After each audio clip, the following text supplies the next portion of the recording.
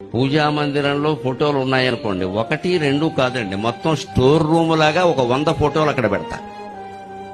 అందరికి అదో అలవాటు, ఒక 100 ఫోటోలు, దొరికిన ప్రతి ఫోటో అక్కడే.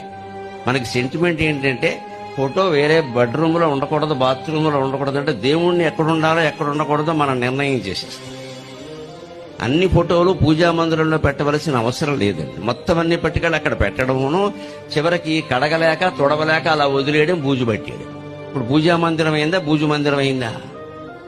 పూజా మందిరంలో కూడా మా ఇంట్లో నియమం ఏంటంటే, కొత్త ఫోటో వస్తే పాత ఫోటో తీసేస్తాం. ఏమి ఇందులో ఇబ్బంది ఏం లేదు, నేను చేసి మీకు చెప్తాను. ఎప్పటికీ అదే ఉండాలి, ఎప్పటికీ దాన్ని. అవన్నీ ఏదో శ్రీ విద్య ఉపాసనలు, ఆ ఉపాసనలు ఆ వ్యవహారాలు వేరు. మామూలుగా మనం పెట్టుకుని దండం పెట్టుకోవడానికి ఎందుకండి? ఇలా మొత్తం అన్ని పేర్చుకుంటూ పోతే దేనికి మనం సేవ చేయలేం. పైగా బుర్రకి ఎలా బూజు పడుతుంది అంటే, 36 విగ్రహాలు ఉన్నాయి, 36 పువ్వులు పెట్టాలి, 36 దండలు పెట్టాలి, 36 నైవేద్యాలు కూడా పెట్టాలి. మనం 36 ఆసుపత్రికి వెళ్ళిపోతాం ఈ చాకరీ చేసి.